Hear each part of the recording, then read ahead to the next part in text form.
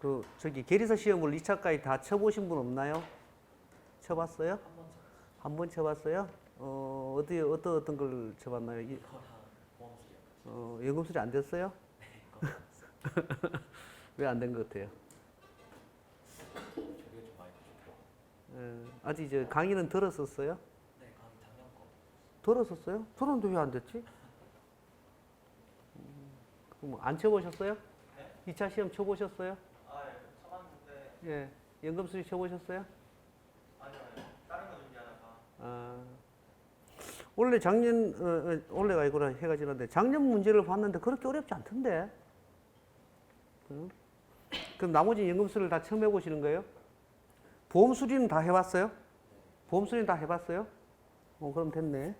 보험 수리를 해보면은, 이 연금 수리를 개념만 제가 이게 저는 연금 수리를 여기 이제 우리 교재를 성주호 교수님 그런데 성주호 교수님한테 대학 석사 박사 과정에 제가 연금 전공이에요. 근데 성주호 교수님이 우리 지도 교수였어요. 연금 수리를 뭐 회사에서는 한 20, 30년 하면서 보험 수리적인 측면에서 이제 뭐 우리 연금보험 만들 때 많이 했었고 근데 사실 퇴직연금 여기서 지금 연금 수리의 키 포인트는 전부 퇴직연금 쪽이에요. 사실은 퇴직연금 쪽인데 그쪽을 저는 이제 대학원 과정에 배웠는데 저는 이제 여러분들이 공부한 내가 이제 쭉 봤어요. 저는 게리 리스크만 전담으로 한 2년 하다가 뭐 게리 리스크는 뭐 눈 감고도 이제 할 정도로 강의 들으신 분이 있는데 연금 수리를 제가 한번 한 달 동안에 이제 쭉 봤어요. 봤는데 그렇게 어렵지는 않아요. 어렵지는 않은데 이제 기호라든지 보험 수리하고 이 교수님 성조 교수님이 계리사이긴 한데 실제로 실물로 안 해보셔가지고 좀 쉽게 쓸 수 있는 걸 좀 어렵게 쓰는 것 같아요. 그래서 이걸 잘 풀어서 주면은 할 수 있겠다. 이래가 이제 제가 연금 수리를 한번 맡아고 원래 해보려고 그러는데 제 특징은요. 제 특징은 아는 척. 그다음에 뭐 어렵게 가르치는 거 절대 아닙니다. 저는 학생들이 무조건 이해할 수 있게 아니 국민학생 용어를 써서 이해할 수 있게 하고 시험 합격이 제 목적입니다. 내가 여기서 학원에 와서 연금 수리학을 들어서 교수가 되겠다, 학자가 됐다면은 제 수업이 모자랄 수가 있어요.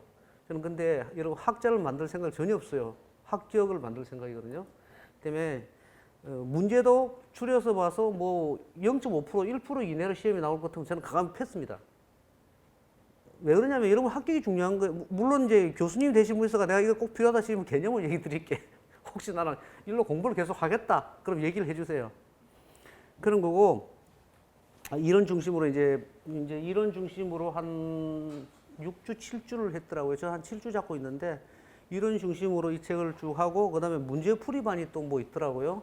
아, 이걸 왜 문제풀이반이 있냐 이렇게 보니까 중간중간에 저는 이제 문제를 여기 책에 있는 문제를 갖다 몇 개 풀 거예요. 근데 그걸로 모자라기 때문에 문제를 풀려면은 문제를 딱 적고 문제 풀이를 쭉 하면은 시간이 많이 걸려서 이걸 이론을 못해서 문제 풀이만을 만든 것 같아요.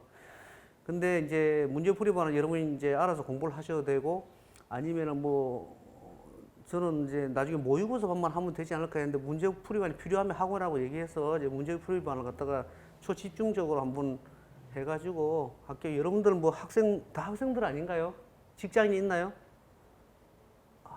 죄송합니다. 학생 같아요. 학생들이 부모님한테 뭐 학원 가고 이렇게 말씀하기도 그렇잖아요. 그죠? 나이도 있고 한데. 그래서 저는 부담을 안 주기 위해서 한번 문제풀이를 하는 데까지 해보고 모자라면 나중에 문제풀이반을 하고요. 모의고사반은 해야 될 것 같고 어차피. 그렇게 할 생각입니다. 그리고 이게 이제 지난번 강의하신 분을 쭉 보니까 이게 우리가 이제 옛날에 보험 수리란 걸 공부했잖아요. 그죠? 보험 수리.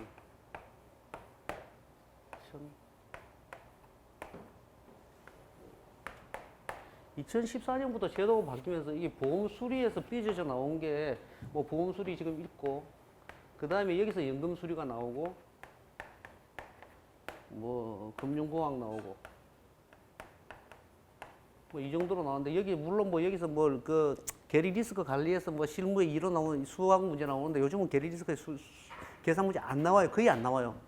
거의 안 나오기 때문에 여기서 왜 이걸 이렇게 해놨느냐 보험 수리하고 연금 수리 하냐 보면은 엄밀히 말하면은 이 연금 수리가 우리가 말한 여기서 말한 연금 수리는 전부 다 이런 개념이었어요. 이런 거. 이거라든지 뭐 이거라든지 아니면은 뭐 이게 연금 개시 연령이 이거면은 뭐 이거에 뭐 10회 보정해 가지고 그 다음부터는 뭐 10년 이후부터는 뭐 생존율을 건다든지 뭐 이런 식으로 종신연금 다 전부 다 보면 이건 개인연금에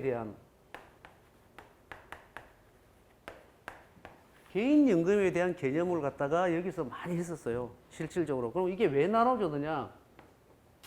조금 이따가 이제 다음 시간에 이제 그 흐름을 얘기 드릴 텐데 이게 산업이 많이 발전해가 우리나라도 어느 정도 돼갖고 단체에 대해서 퇴직 단체에 대해서 그 회사가 망하면 퇴직금 못 받는단 말이야.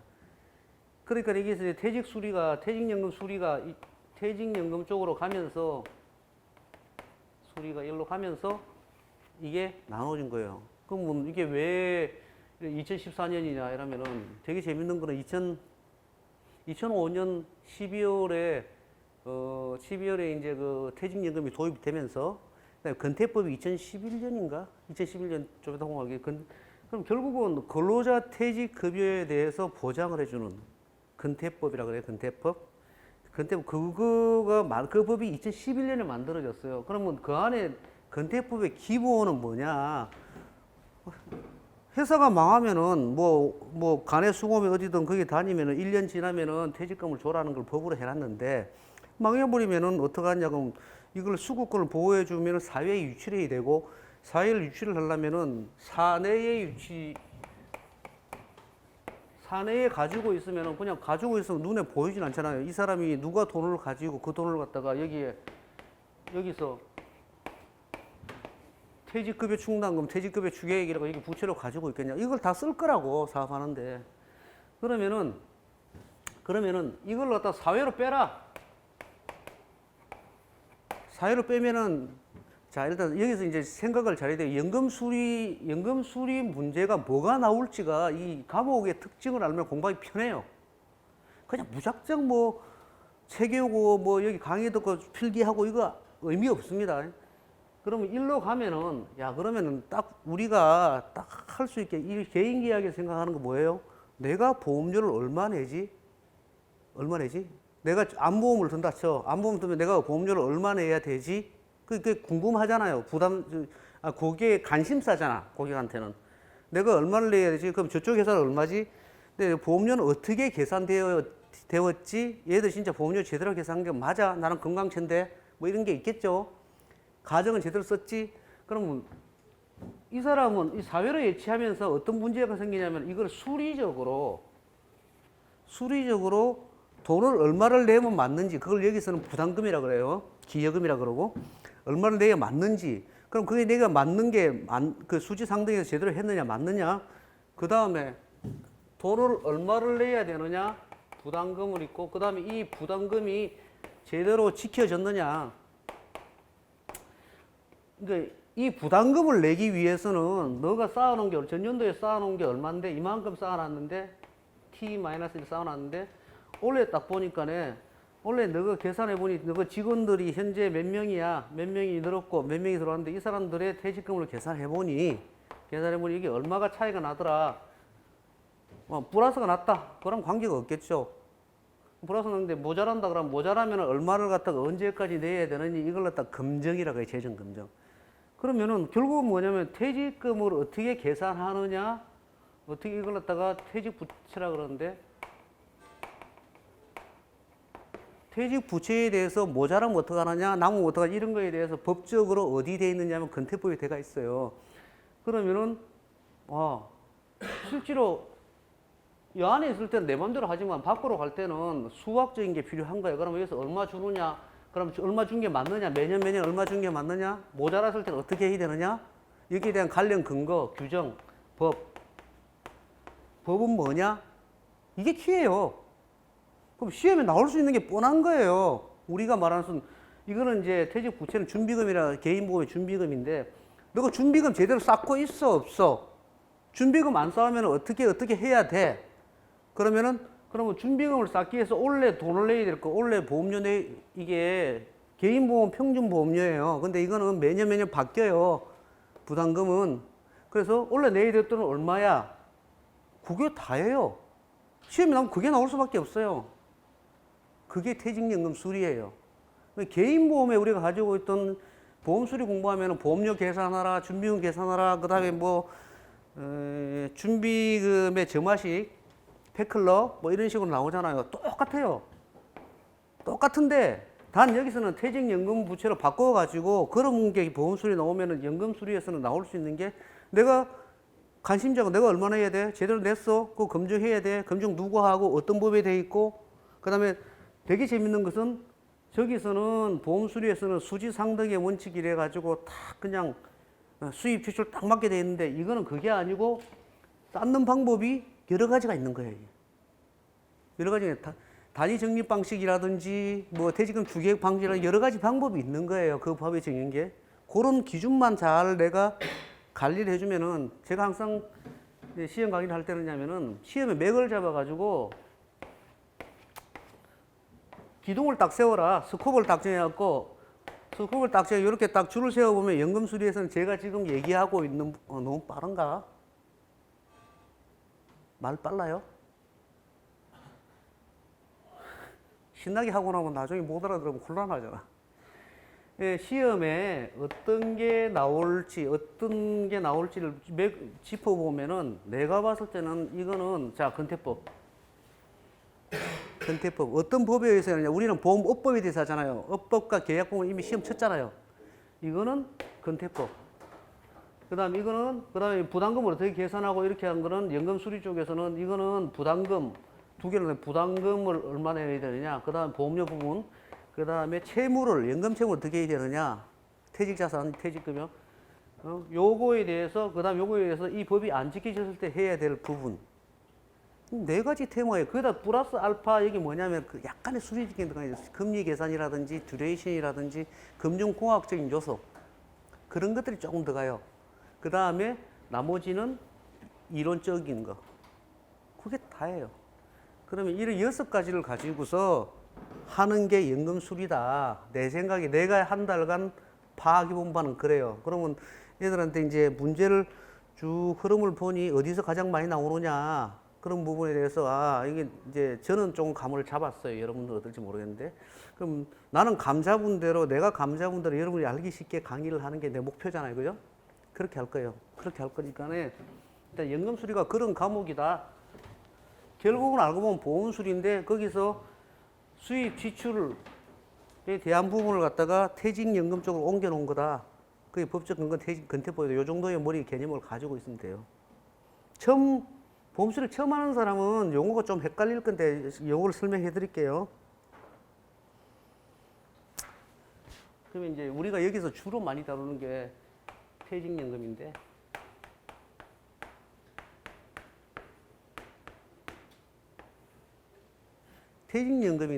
퇴직연금을 다루는 회사가 여러분들이 이제 알겠지만 뭐 은행, 보험, 생명보험에서 손보호사 뭐 이렇게 쭉 있어요. 근데 조금은 달라요. 이게 생명보험하고 기타로 나누는데 손보, 은행 뭐 이렇게 나누는데 왜 이게 손보, 은행, 기타가 들어갔냐 하면은 미국이나 영국의 같은 경우에 퇴직연금 때문에 지금 우리가 말하고 있는 퇴직연금 수리에서 대부분 하는 것은 DB형을 얘기하는데 DB형을 가지고 하는데 요게 미국이나 영국이나 보면은 특히 영국에서는 퇴직급여 충당금 때문에 퇴직연금 급여 때문에 사실은 회사가 망할 정도로 골치 아픈 데가 많았어요. 이 제도 때문에 우리는 이게 들어가 있는 것이 사실은 이거예요. 어떻게 하냐면은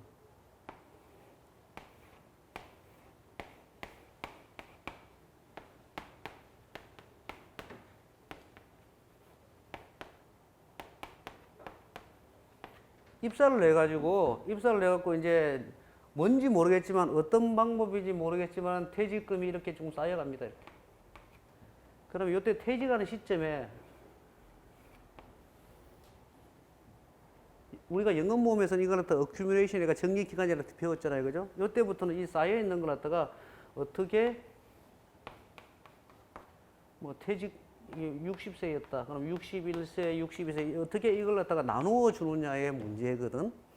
나눠주는 문제인데 DB형 같은 경우에는 DB라는 용어를 혹시 모르는 사람이 있으면 설명을 할 거니까 나중에 이런 경우에는 외국의 경우에는 이 쌓여있는 이 사람들의 앞으로 이 사람들 살아있는 생존 기간 동안에 이 회사의 직원이 퇴사를 하면 생존 기간 동안에 쭉 쌓여있는 종신 동안에 나가야 될 연금액을 갖다가 회사가 책임지고 다 해줘야 돼요. 일시금 없어. 물론 뭐 그 이후에 문제가 생겨서 일시금 최초 개념은 이거였어요. 그러면은 얘가 퇴직 시기에 퇴직세 61세부터 만약에 나간다. 61세가 나간 다음에 퇴직 시에 나갈 금액을 정하는 거야. 그걸 DB라고 해. 퇴직 나갈 금액이. 우리가 뭐 80분의 1 곱하기 근속기간 뭐 30년이면 거기다가 평균 연금, 근속기간 곱하기 평균 연봉. 뭐 이렇게 정했어. 이거를 여기서부터 죽을 때까지 쭉 준다. 그러면 이거는 바로 퇴직연령, 여기 퇴직연령이고, 요렇게 되겠지. 그죠? 알겠어. 요게 우리가 개인보험에서 시작했던 우리 개인연금보험에서 할 때는 연금 개시 이후에 연금 급부, 보험 금액, 그 산식이 이렇게 되는 거예요, 사실은. 이걸 정해놓고 시작하는 게 DB라 그러는데, 요렇게 됐는데, 우리나라는 이렇게 되면 얘들이 들어올 수가 없어요. 왜냐하면은, 종신보험이나 종신연금은 생명보험 회사밖에 못 팔아요. 우리나라 법에는 생명보험과 손해보험은 나누는데 라이프 쪽에는 사람의 생명을 다룬다 이래가지고 종신보험 그 다음에 종신형 연금은 여기서밖에 못 파는 거예요. 그럼 여기는 손해보험 이런 데들은 은행, 우체국 이런 데 전부 다 확정형을 팔겠죠. 이렇게. 그래서 뭐 100세 확정형, 뭐 99세 확정형, 우리도 종신이 있어가지고 다 뻥이거든요, 사실은요. 100세가 무슨 종신이야, 어쨌든 간에. 요거는 이자만 더 가는 거고, 요거는 위험률이 더 가는 거고. 그렇게, 요렇게 하다 보니 요 회사들도 퇴직연금을 다 팔 수가 있어요. 사실은. 그죠? 그래서 이제 요거는 생명연금이 가니까 생명보험 이렇게 나눴는데, 그럼 퇴직연금이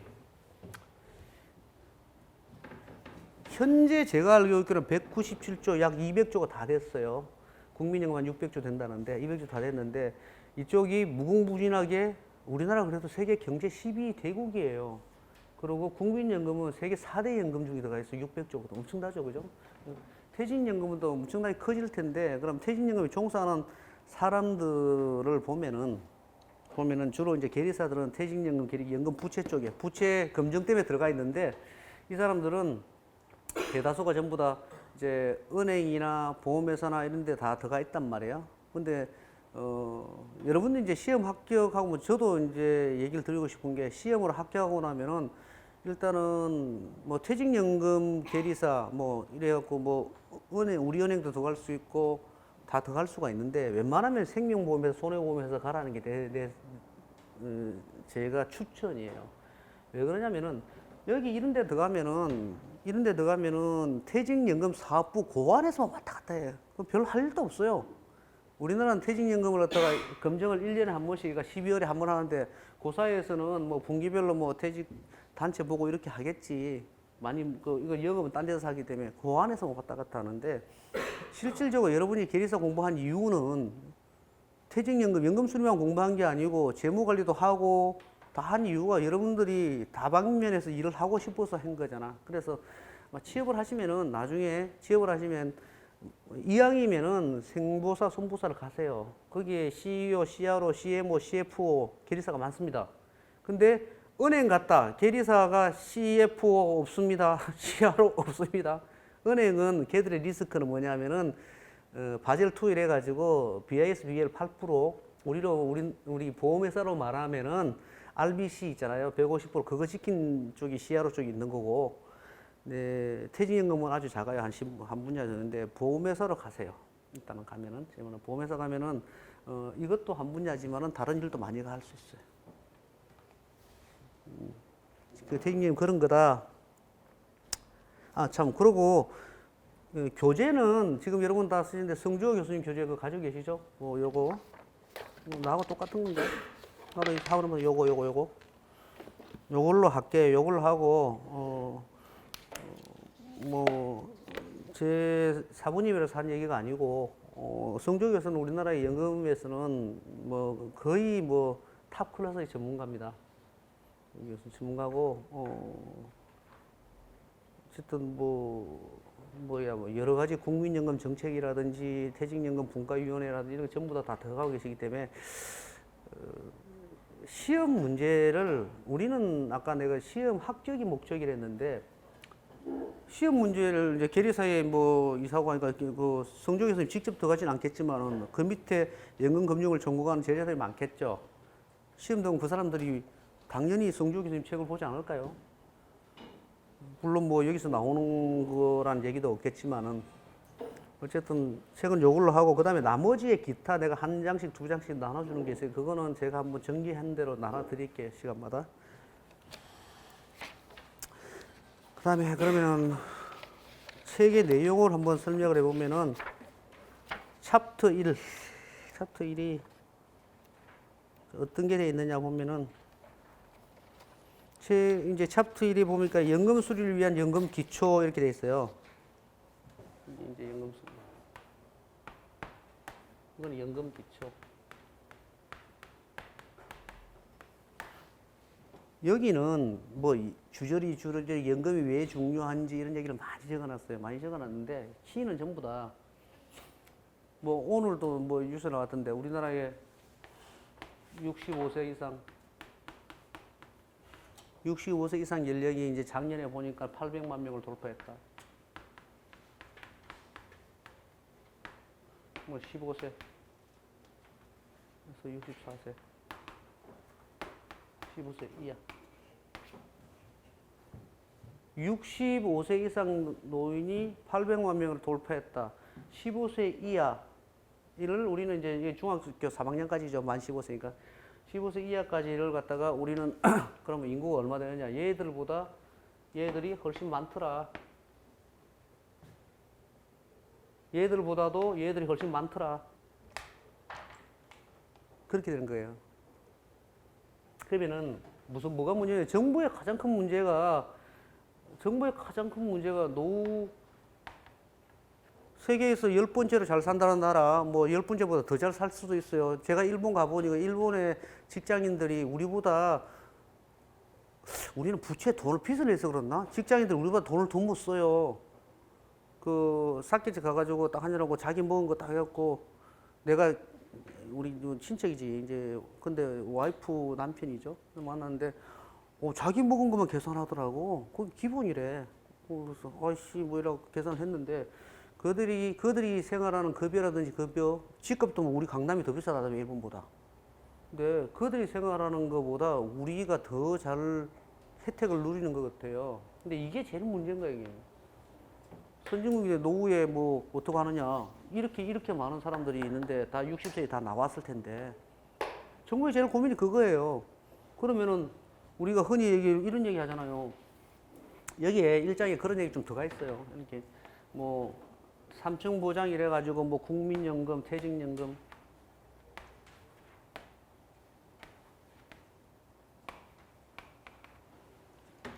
그러면 이건 뭐 국민연금 해봤자 내가 알기로는 그 논문에는 보통 이게 한 20%, 24% 소득 대체 이런 내용은 그냥 잘 들어두시면 나중에 이제 그 이론 문제가 나올 때가 있어요. 여기도 이런 문제가 좀 나오는데 이런 문제 나올 때 이런 걸 좀 적어주시면 좋아요. 이런 문제는 적기 나름이기 때문에 뭐 잘내야 한 24%.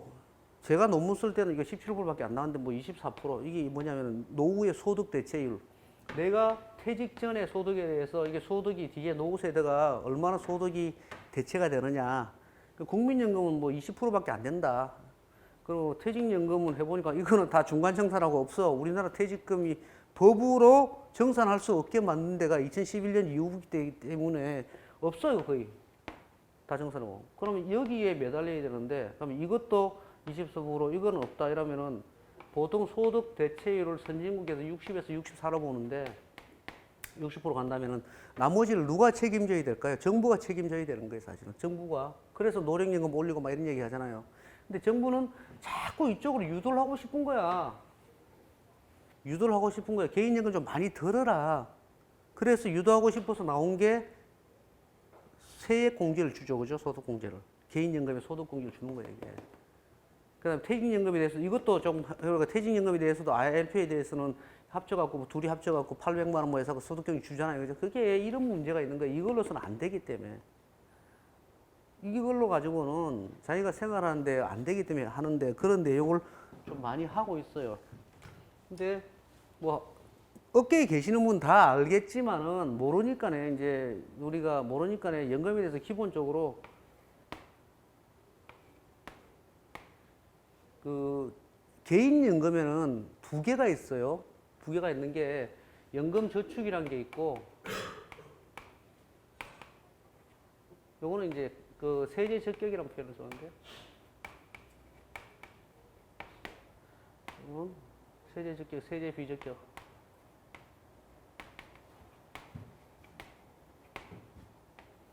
요건 일정 조건이 있어요. 뭐 10년간 내야 된다. 그 다음에 뭐 55세 이후에 연금을 5년 이상 받아야 된다. 뭐 이런 게 있어요, 이게요. 그러면은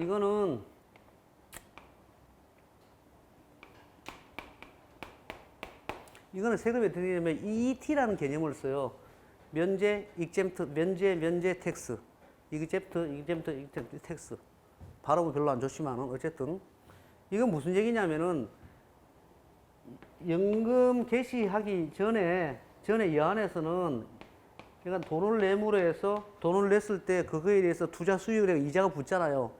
자산 운용, 투자 수익 이자 붙는 거에 대해서 요 연금 개시 전에 이자 손익 면제를 해주겠다. 그 다음에 자기가 연금으로 돈 낸 거에 대해서 입금한 거에 대해서도 역시 세액 공제를 해주겠다. 그 얘기예요. 면제. 그러면 연금 개시 이후에는 세금을 내겠다. 텍스를. 이걸 갖다 뭐라면 연금 소득세라 그래요. 이걸 ET 방식이라고 해요. 우리 세계적으로 개인연금에 대해서 소득세를 주는 건 대다수가 ET를 써요. 나중에 연금 받을 때만 세제를 하고 이 사이에 돈을 내거나 아니면 거기에 대해서 이자가 붙고 배당 수익을 얻는다 이런 거에 대해서는 면제를 다 해주겠다는 거예요. 돈을 내는 것도 네 소득으로 내는 게 아니라고 봐가지고 소득세에서 감해 주겠다는 얘기예요. 그 다 ET 방식 쓴단 말이에요. 그런데 이거는 뭐냐? 세제 비적격은 이거는 가세특례법, 소득 특례법에 의해서 이거는 요런 상품은 세금 면제해주겠다, 세액 공제해주겠다 이런 건데 요거는 그게 아니고 보험회사의 일반 연금보험인데 개인이 드는 거예요. 요거는 뭐냐면은 같은 연금인데 요거는 뭐 5년 이내에 해약을 하게 되면 해약 차지 그동안 세금 면제 중과 추징을 하고 막 이런 게 있는데 이거는 그게 아니고 철저하게 세제하고 관련 없었기 때문에 이거는 10년 이상만 보유를 하고 있으면은 비과세를 준다. 이게 보험차익 비과세라고 그래요. 보험차익 비과세. 연금보험뿐만이 아니고 저축성 보험은 전부 다 보험은 저축성 보험 10년 이상 지났어. 그러면 내가 원금은 이만큼 냈는데 이거보다 이만큼 이자가 더 붙었다. 이거 가세 안 하겠다는 얘기예요. 그래 10년 이상 되고 10년 안에는요. 10년 안에는 이만큼 이자가 붙어서 이거는 가세 한다는 얘기예요. 이자 소득세 15.4% 떼겠다는 얘기예요. 그게 세제 비적격 일반 연금이에요. 그럼 이건 어때? 10년만 지나면 연금 개시를 하고 그러면 얘는 세금 안 받아. 그죠? 연금 개시할 때 연금 소득세 낼까요? 안 내요. 이거는 10년 지났기 때문에 저축성 보험으로 간주를 해버리는 거예요. 그럼 뭐 어느 게 유리할지는 생각을 해봐야 되겠죠? 그럼 이게 불리하겠네? 그것도 아니에요. 젊은 시절에 돈을 많이 벌잖아. 그럼 돈을 많이 벌 때는 전부 다 세금을 면제를 해줘. 근데 이때 돈 받을 때는 연금으로 조금씩 밖에 안 받으니까 여기에 대해서 연금 소득세 불이하니까 사실은 세금 이행 효과, 세금을 줄여드는 효과가 있죠. 그죠? 그러니까 이런 경우에는 철저하게 강남의 부자들 10억씩 20억씩 해갖고 10년 비과세 소득을 누리는 사람들이고 10년 뒤에 해약해도 되거든. 이거는 연금 안 타도 돼. 비과세기 때문에. 이런 경우에는 우리 같은 이제 정부의 타겟. 강남의 부자들은 정부가 이걸 도와줄 리가 있을까요? 돈 많은데 이런 사람들, 돈이 모자라는 사람들은 정부가 타겟을 하는 것은 이쪽이단 말이에요.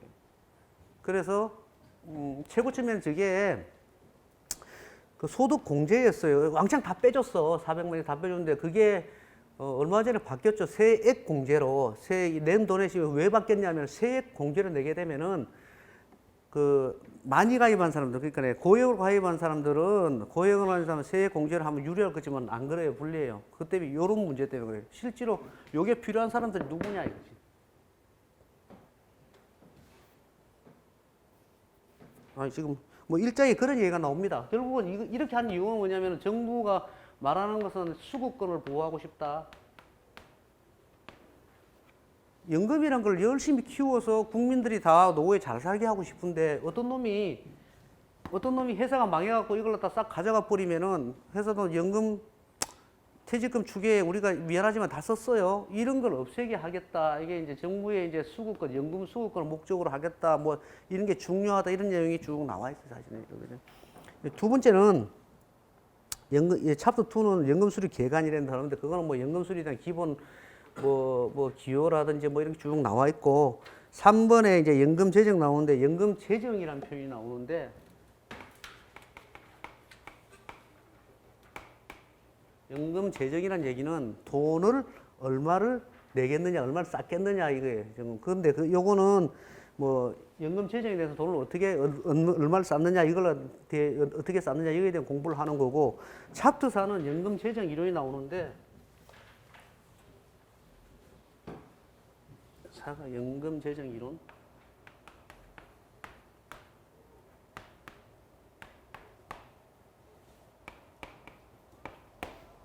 우리는 챕터 4의 연금 재정 이론을 갖다 열심히 외우고 잘해야 돼요.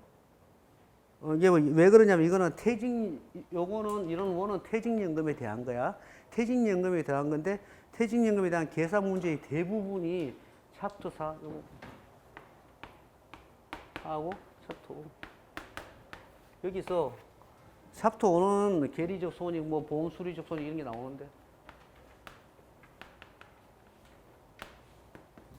이거 보니까 아까 최초에 내가 설명했던 연금 수리가 어떤 과목이냐 하면은 돈을 어떻게 쌓느냐, 어떻게 샀을 때 손익이 어떻게 되냐, 모자람 태워라 이런 얘기 했죠, 그죠? 다 여기서 설명을 많이 하고 있어요, 퇴직연금 쪽에. 그러면 무슨 얘기냐? 4장, 5장에서 시험 문제가 반 이상 나온다고 봐야 돼요, 실질적으로. 그럼 앞에는 필요 없습니까? 이걸 알기 위해서는 1, 2, 3, 챕터 1, 2, 3에 대해서 이론적인 걸 좀 알아야 돼, 기호를. 그건 어디 나오냐?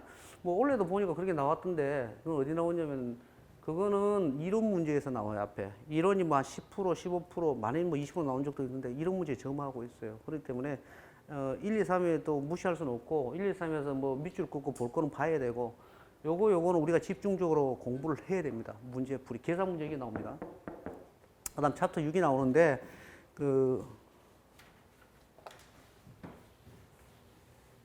챕터 6은 연금 재정 방식 2죠, 2, 그죠? 연금 재정 2죠. 이거는 거의 안 나와요. 이거는 똑같은 연금 재정 방식인데 개방이고 국민연금이나 공적연금 그쪽이 되기 때문에 우리가 연금 수리가 생겨나오기 위한 목적 자체가 아까 보험 수리 나온 자체가 퇴직연금에 대한 수리를 하고 싶었잖아요. 그런데 이분은 교수님은 어차피 학자시니까 이분은 국민연금 전체적인 우리나라의 연금 제도에 대해서도 연구를 하시는 분이거든요. 그래서 이제 국민연금에서도 이분이 위원회인가 뭐 하실 거예요. 그래서 근데 사실은 이제 계리사들이 어차피 여러분들이 연금에 박는다면 국가 정책적으로 갈 가능성이 있어요. 사실은요. 앞으로 연금이 점점 더 커집니다.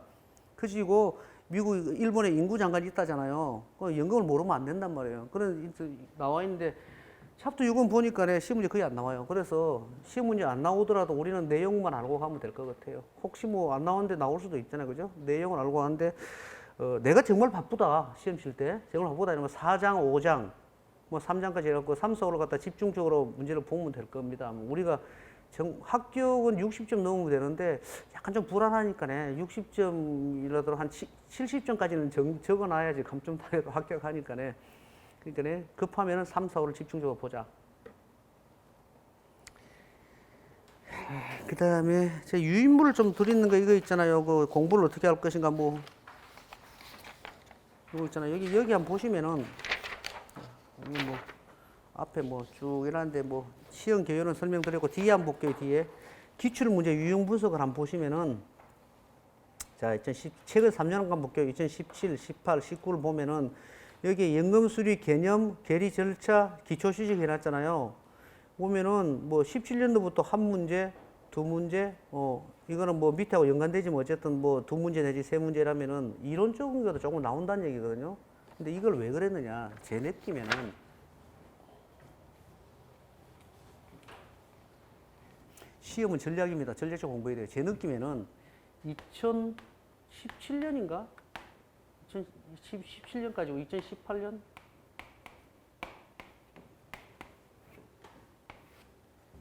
(2018년부터) 우리가 올해부터인가? 계리사를 이때 100명보다 계리사를 갖다 170명 뽑는다 이래가지고 많이 뽑기로 했잖아요. 그럼 원래부터 뭐 170명 뽑는다 그래가 합격률이 여기서는 뭐 20%대, 뭐 여기는 몇 프로지, 뭐 여기도 한 뭐 50% 된다 쳐. 여기 52%인가 뭐 됐단 말이에요. 그러니까 연금 수리학을 시험 친 사람이 둘 중에 하나를 붙어버려요 시험이. 그러면은 이렇게 붙여야지 우리가 목표한 170명을 뽑을 수 있다.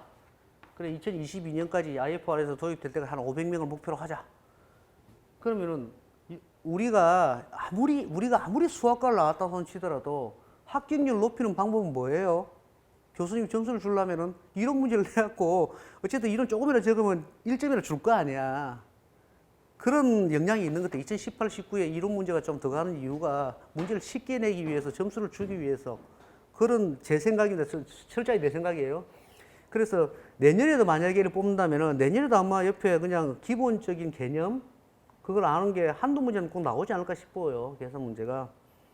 정말 어려울 때는 뭐 2015년 보세요. 뭐 한 문제도 0.3, 0.1 한 문제도 안 남았잖아요. 지금 16년 한 문제.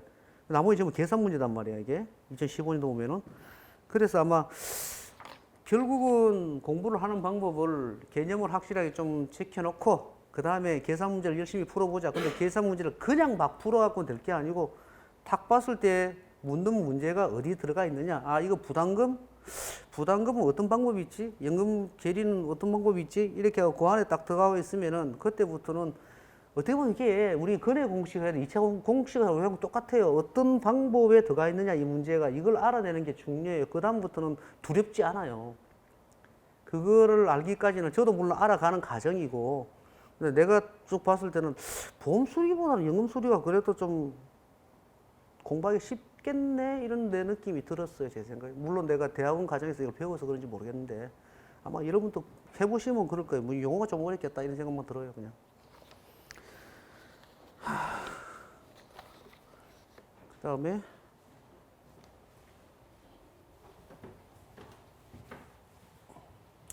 자 그러면은 자 제대로 한번 가봅시다. 그럼 1장부터 하는데 우리나라 이제 시작하기 전에 뭐 전임자가 잘 정리를 해놨던데 퇴직연금 제도 변화부터 먼저 요걸 공부하는 데 도움이 될 거예요. 시험에 보면 어떻든 간에.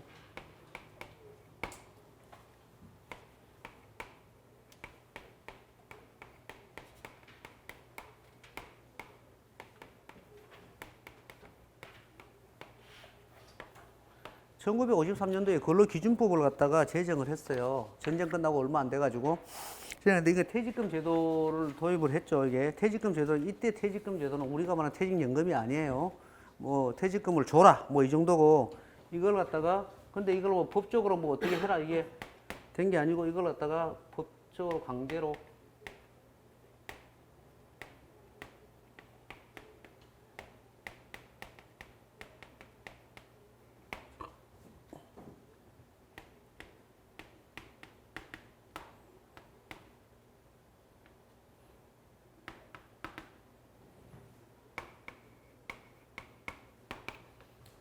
(1961년도에는) 법으로 정한 강제 제도를 도입해서 30인 이상 기업자는 우리가 30인 이하를 갖다 소기업이라 그러고 30인에서 100인까지 중소기업이라 그러거든요. 300인까지 경우 300인까지. 근데 이제 그 30인 이상 기업에 대해서는 법정 강제 제도를 도입해라. 퇴직금을 주라는 얘기야 결국. 그리고 그 뭐 여기 30인 이하 같으면 여러분 알다시피 간의 수고 5명, 6명 이런 거는 이때는 퇴직금에 대해서 강제적으로 저항을 받지 않았어요. 근데 이거 16인까지, 16인의 근거가 뭔지 모르겠는데 어쨌든 16인까지 내려왔어요. 내려왔고 75년도에, 1980년도에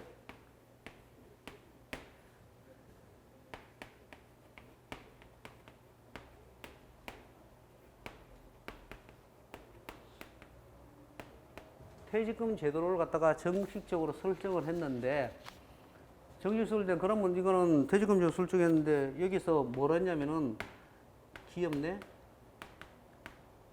차등 금지.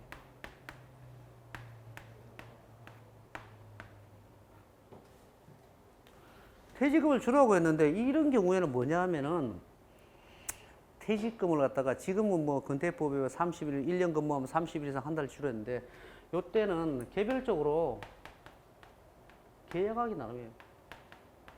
계약하기 나름인 거예요. 예를 들어 같은 회사에 이렇게 두 사람이 들어왔는데 너는 퇴직금 너는 뭐 1년에 6천만 원 줄게, 너는 3천만 원 줄게. 그럼 비율을 따져보면 얘는 좀 더 줘야 돼. 강하니까 저 회사가 둘이 차별한 거예요. 비율 자체를.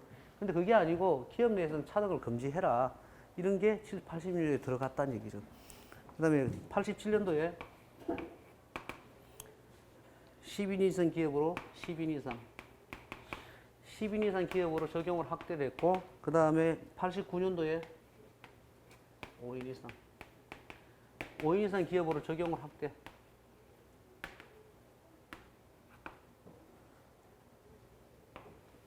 요까지가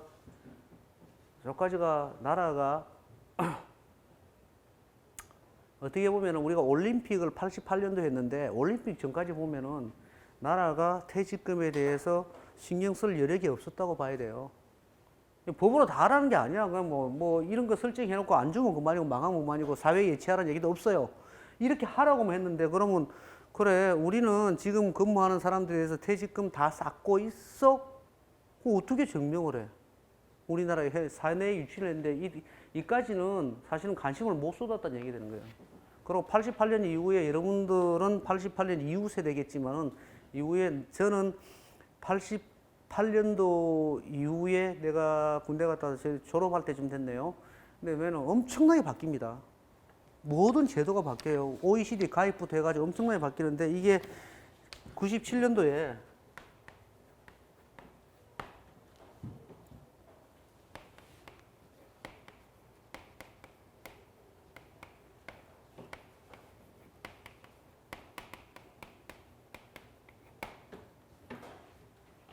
퇴직보험과 퇴직신탁이라는 게 처음으로, 여기는 퇴직금이라죠, 퇴직금.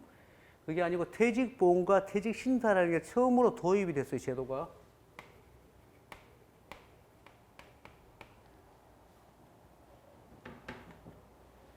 자, 가만 생각해 보면은 영국이라는 나라는 300년 넘게 시작이 됐는데 이거 퇴직보험 수리도 사실은 300년 전에, 근데 우리나라가 겨우 1997년, 지금부터 20년 전인가? 맞네. 한 22년 전. 그때 겨우 이제 퇴직금에 대해서 퇴직신탁 이런 걸 만드는 거예요. 이 얘기가 이거하고 완전히 다른 게 이거는 사회에 퇴직금을 사회로 유치하라는 얘기예요. 완전히 다른 거죠. 그죠? 이렇게 잘 사는 나라가, 물론 이때는 뭐 10대가 아니었겠지. 이때는 뭐 한 20대 됐겠나. 이렇게 잘 사는 나라가 불과 20년 전에 겨우 퇴직금을 밖으로 쌓아라. 이것도 강제조항은 아니단 말이에요. 이게 생긴 거예요. 그 다음에 마지막 2005년 12월에 퇴직연금.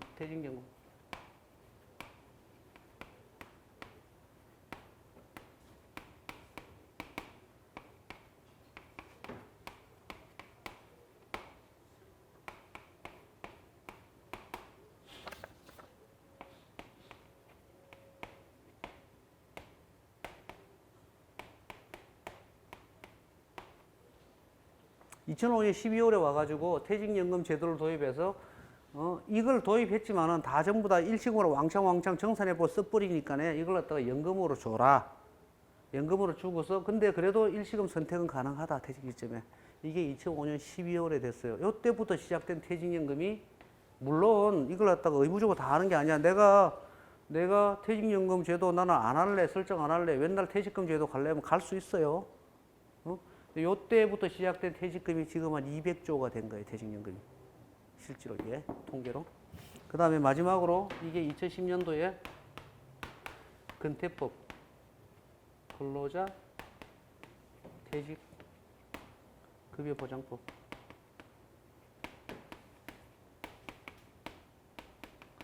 근로자 퇴직급여보장법 근태법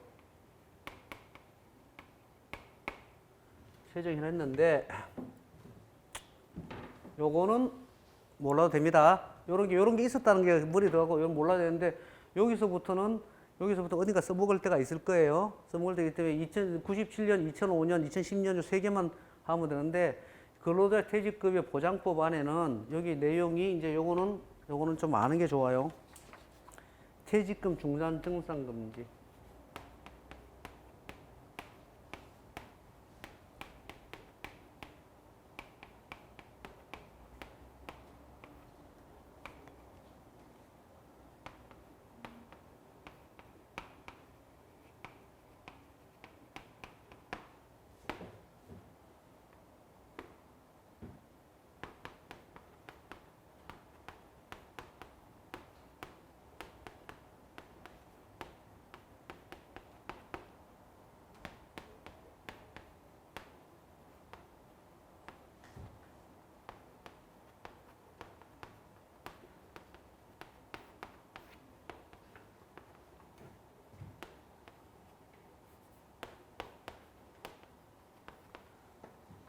네 개 정도는 알고 있습니다. 근태법에서 하면서 2010년에 생기면서 퇴직금을 중간 정산을 금지를 시켜버렸어요. 중간 정산 금지인데 예외 조항이 조금 있어요. 그건 뭐 나중에 배웁시다. 예외 조항은 집에 요양 환자가 있다든지 아니면 내가 집을 산다든지 이런 경우 좀 있어요. 근데 일단 중간 정산 금지예요. 왜 그러냐면은 이렇게 도입을 해놓어도 전부 다 이렇게 할 거네. 중간 정산 해가지고 다 가져가 버리는 거야. 요번에 애가 대학교도 갔는데 해갖고 뭐 우리 세대는 여러분들 세대하고 우리 세대하고 다른 게 우리 세대는 우리 자식에게 엄청난 우리는 뭐라는 거니까 승부수를 건 세대 우리 아버지 세대가 더 심하지. 그쪽은 뭐 도안이 뭐고 우리 세대는 적어도 한 50%는 자식들 교육에 막 승부수를 걸었어요. 그래서 필요하면 자식 시집 간다고 다 했어. 하고 나니 나중에 없어. 그래서 중간 정산을 금지를 시켜버렸어요. 진짜로. 그 다음에 IRP 제도를 도입했어요. IRP 제도는 개인형 퇴직연금인데 회사에서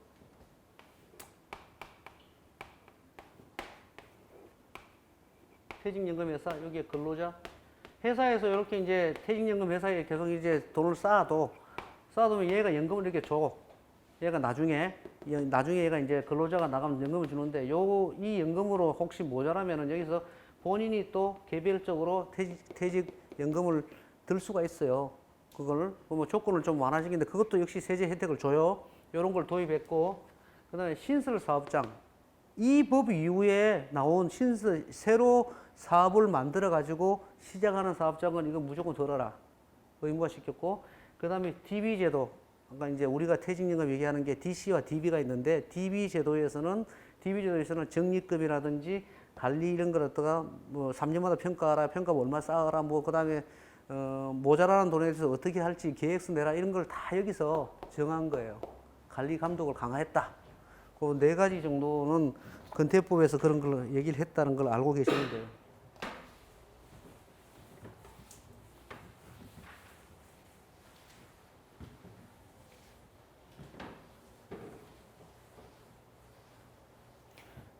글자는 천천히 쓰면 저도 이쁘게는 아니고 잘 볼 수 있게 쓰는데 시간이 없기 때문에 날려 쓰면 책을 읽어보면 다 나오니까 나중에 집에 가서 혹시 뭐 원하면 따박따박 적어주면은 이거 얼마 못 나가요. 이제 1장에 최고점이 용어 정리가 나옵니다. 용어 정리가.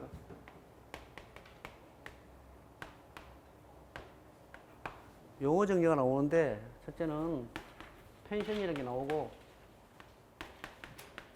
애뉴이티가 나오는데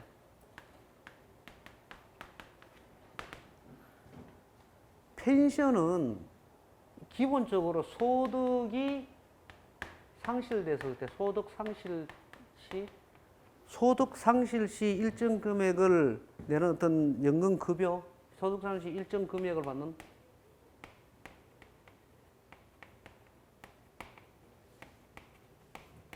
뭐 급여, 연금급여. 소득을 상실했을 때 일정 금액을 받는, 왜 이 얘기 하는지 알죠? 혹시 모르는 사람 있나, 이거? 우리나라에서는 영어 4년 찾으면 둘 다 연금으로 나와서 그래요. 이게 펜션이라는 게 놀러 가는 펜션도 있긴 해요. 근데 둘 다 연금으로 나와요. 그래서 그런 얘기를 드리는 거예요. 제가 보면은. 소득 일정 금액 받는 급여인데, 그, 책에서는 연금 수리학에서는 엄격하게 구분을 하고 있어요.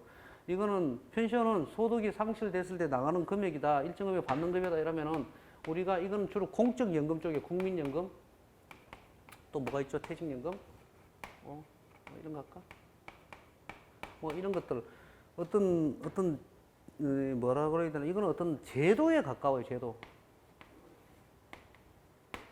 그러면 이건 뭐예요? 국민연금은 노령으로 나이가 많아서 노령으로 인해서 소득을 벌어들일 수가 없기 때문에 주는 돈이 국민연금이에요. 이건 뭐예요? 퇴직을 했기 때문에 소득이 상실돼서 직장이 없어. 그래서 받는 게 퇴직연금이잖아. 이런 개념이에요. 펜션은. 애뉴이티는 뭐냐면은, 그러면 애뉴이티는 우리가 여기서 말하는 애뉴이티는 일반 개인연금 우리 있잖아요. 그죠? 우리 그 개인연금을 계약하는 사람들 있잖아요. 그러면 이렇게 계약할 때 뭐랍니까? 내가 월 100만 원씩 내면은 55세부터 내가 연금 얼마 받을 수 있어? 아, 연금은 3개가 있는데요. 종신연금이 있고, 학정연금이 있고, 상품연금이 이렇게 있는데 어떤 거 하실래요? 이렇게 하잖아요. 이거는 뭐냐면은, 어떤 계약에 의해서 받는 연금의 현금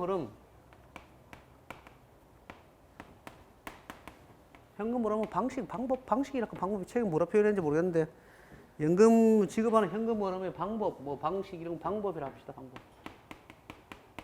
뭐 책이 어떻게 표현하는 거냐 이렇게 적으면 그냥 맞아요. 맞아. 무슨 얘기냐면 현금 흐름을 연금 받을 때 나는 연금을 갖다가 일정 금액씩 학정연금으로 10회 받겠다. 아니야, 난 종신으로 받을 거야. 아니야, 나는 뭐 10년 거치부터 종신으로 받을 거야. 이런 게 지급 방법이죠. 그죠? 그런 걸 갖다가 애뉴이티라 표현해요. 확실하게. 한 10분만 쉬었다가 4시쯤 보시죠. 50분을 지나가면 수업 효과가 없던데, 효과가 지금 있는 것 같은데, 또. 한 10분만 쉬었다 하시죠.